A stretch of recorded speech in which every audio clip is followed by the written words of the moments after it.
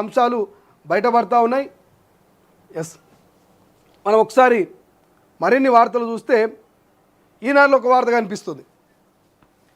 మరో 3 లక్షల మంది రైతులకు నేడు రుణమాఫీ, 3,000 కోట్లు సిద్ధం చేసిన ఆర్థిక శాఖ. రైతు పండుగ ముగింపు సభలో సీఎం ప్రకటించే అవకాశం. మహబూబ్ నగర్లో భారీగా ఏర్పాట్లట. ప్రజాపాలన విజయోత్సవాల్లో భాగంగా మహబూబ్ నగర్ నిర్వహిస్తున్న రైతు పండుగను శనివారం ఘనంగా ముగించేందుకు ప్రభుత్వం భారీ ఏర్పాటు చేసింది. సభకు సీఎం రేవంత్ రెడ్డి ముఖ్య అతిథిగా హాజరై అన్నదాతల వ్యవసాయ రంగానికి సంబంధించినటువంటి కీలక ప్రకటనలు చేరినారు. రుణమాఫీ కింద 4వ విడతలో 3 లక్షల మంది రైతులకు 3,000 కోట్ల రూపాయలను ఇక శనివారం విడుదల చేస్తామంటూ వ్యవసాయ శాఖ మంత్రి తుమ్మల నాగేశ్వరరావు ఇప్పటికే ప్రకటించడం ప్రాధాన్యత సంతరించుకుంది. సో ఇదిలా ఉంటే దీనిపై సీఎం ఇక విధాన నిర్ణయం వెల్లడించేటువంటి అవకాశం మనకు ప్రధానంగా కనిపిస్తోంది.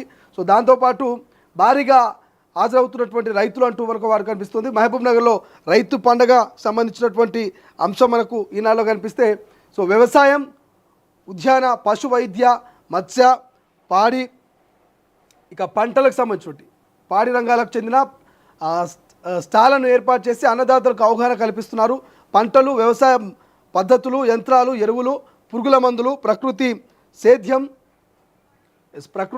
దాంతోపాటుగా ప్రకృతి సేద్యం తదితర అంశాలని అధికారులు, శాస్త్రవేత్తలు, ఆదర్శ రైతులు వివరిస్తున్నారు. సాగుపై డాక్యుమెంటరీని ప్రదర్శిస్తున్నారు. ఈ కార్యక్రమాలకు తొలి 2 రోజుల్లో రైతులు భారీగా హాజరయ్యారు. శనివారం సాయంత్రం వరకు సదస్సు కొనసాగుతుంది. ఈ సదస్సులో శనివారం సీఎం రేవంత్ రెడ్డి పాల్గొంటారు. వివిధ స్టాళ్లను సందర్శించి రైతులతో మాట్లాడతారు. అనంతరం జరిగే సభలో ప్రసంగిస్తారు. సభకు అన్ని జిల్లాల నుంచి లక్షల మందికి పైగా రైతులు సమకరించేందుకు ప్రభుత్వం ఏర్పాటు చేస్తోంది. మంత్రులంతా ఈ సభకు హాజరవుతారు. ఇక గృహ నిర్మాణ శాఖపై సమీక్షిస్తున్నటువంటి సీఎం రేవంత్ రెడ్డి, చిత్రంలో మంత్రి పొంగులేటి వేమరారెడ్డి. ఇందిరమ్మ ఇల్లు కేటాయింపులో నిరుపేదలకే ప్రాధాన్యత, అదనపు గదుల నిర్మాణానికి అనుమతి ఇవ్వాలి సీఎం ఆదేశం. ఇందిరమ్మ ఇళ్ల లబ్ధిదారుల ఎంపికలో అత్యంత నిరుపేదలకు తొలి ప్రాధాన్యత ఇచ్చే కేటాయింపులు చేయాలంటూ సీఎం రేవంత్ రెడ్డి ఆదేశించారు. ప్రధానంగా దివ్యాంగులు, వ్యవసాయ కూలీలు, సాగు భూమి లేనివారు, పారిశుద్ధ్య కార్మికులు ఈ తరహా ప్రాధాన్య క్రమంలో ఎంపికలు ఉండాలంటూ పేర్కొన్నారు. ఇందిరమ్మ ఇళ్లకు సంబంధించి గృహ నిర్మాణ శాఖపై అంటూ మనకు వార్త కనిపిస్తుంది. దీని గురించి మనం క్లియర్గా మాట్లాడుకుంటే, తెలంగాణ ప్రజలకంతా కూడా కాంగ్రెస్ ప్రభుత్వం 6 గ్యారెంటీలో భాగంగా రుణమాఫీ అనేటువంటి అంశాన్ని కూడా క్లియర్ చేసేటువంటి ప్రయత్నం చేస్తూ ఉంది. సో ఈ రుణమాఫీలో భాగంగా తెలంగాణ రైతులకు 3 విడతల్లో దాదాపు 18,000 కోట్ల రూపాయలు 23 లక్షల మంది ఖాతాలో జమ చేసినటువంటి రేవంత్ సర్కారు మరొక 3 లక్షల మంది రైతుల ఖాతాలో 3,000 కోట్ల రూపాయలు ఇక 4వ విడత కింద వారి ఖాతాలో జమ చేసేందుకైతే సర్వం సిద్ధమవుతుంది. సో దానికి సంబంధించినటువంటి ఇప్పటికే అన్ని రకాల విధి విధానాల్ని రూపొందిస్తూ ఉంది. చాలామంది కూడా టెక్నికల్ ఇష్యూస్ ద్వారా ఆధార్ కార్డులో పేరు తప్పుండడం, బ్యాంక్ పాస్బుక్లో పేరు తప్పుండడం, లేకపోతే పట్టా పాస్బుక్లో పేరు తప్పుండడం, సో ఇటువంటి కొన్ని టెక్నికల్ ఇష్యూస్ ద్వారా ఎర్రర్ రావడం, కొన్ని టెక్నికల్ ఇష్యూస్ ద్వారా కొంతమంది రైతన్నలకు రుణమాఫీ కాలేదన్న మాట వాస్తవం. సో వారందరికీ కూడా ఇవాళ 3,000 కోట్ల రూపాయలు 3 లక్షల మంది రైతుల ఖాతాలో వేస్తామంటూ రేవంత్ సర్కార్ సర్వం సిద్ధం చేస్తూ ఉంది. ఓవైపు మహబూబ్ నగర్లో రైతు పండగ ముగింపు సభ సీఎం ప్రకటించేటువంటి ఛాన్స్ కనిపిస్తోంది. గత కొన్ని రోజుల నుంచి కూడా మహబూబ్ నగర్లో రైతు పండగ నడుస్తూ ఉంది. అక్కడనే కొన్ని స్టాల్ ఏర్పాటు చేసిర్రు. సో మంచిగా భోజనం చేయొచ్చు.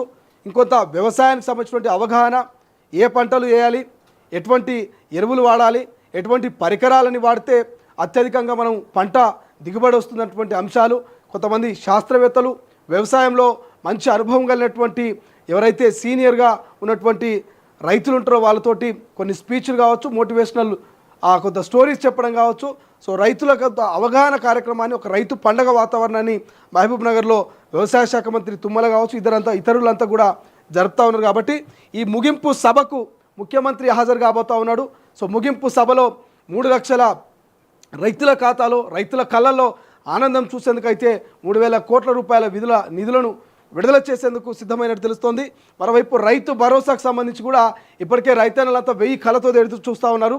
వానకాలమే రైతు భరోసా పైసలు వల్లే మరి ఇప్పుడన్నా పడతాయా అనేటువంటి ఆవేదనలో ఉన్నారు. కాబట్టి ఖచ్చితంగా సంక్రాంతి లోపల రైతుల ఖాతాలో 7,500 రూపాయలు ఎకరానికి రైతులకు రైతు భరోసా వేసేందుకు కూడా రేవంత్ సర్కార్ సిద్ధమవుతోంది.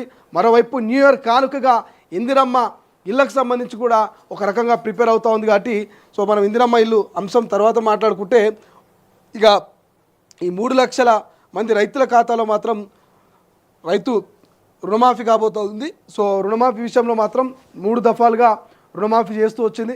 అందరికీ తెలుసు జూలైన 17, 18 మొదలుపెట్టి ఇక 30, 15 ఇట్లా 3 విడతలు వేస్తూ వస్తుంది.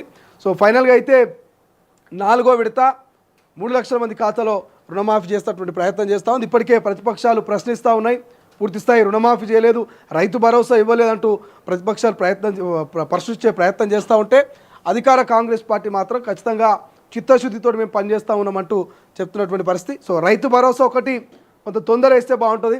చాలామంది చాలా వెయిట్ చేస్తూ ఉన్నారు. ఇప్పటికే మరోసారి వేసవికి సంబంధించినటువంటి పంటలు కూడా సాగు చేస్తూ ఉన్నారు. పంట పెట్టుబడి సాయం అందాలి కాబట్టి చాలామంది వరి నాట్లు వేస్తారు. ఇప్పుడు ఇంకొంతమంది వేరే వేరే మొక్కజొన్న లాంటి పంటలు, జొన్న లాంటి పంటలు వేసుకుంటారు. కాబట్టి రైతుకు పెట్టుబడి సాయమే రైతు భరోసా. కాబట్టి కనీసం వానాకాలం వేయలేకపోయారు, ఎండాకాలమైన రైతులకు సకాలంలో ఇస్తే బాగుంటుంటూ కొంతమంది రైతన్నలు రిక్వెస్ట్ చేస్తూ ఉన్నారు. చూద్దాం మరి రాష్ట్ర ప్రభుత్వం ఎటువంటి నిర్ణయం తీసుకోబోతుందో. ఏదేమైనా రైతులకైతే ఒక శుభవార్త, రుణమాఫీ అనేది పెండింగ్లో ఉన్నటువంటి వారు చాలామంది కూడా గ్రామాలలో జరుగుతున్నటువంటి ప్రధాన చర్చ ఇదే.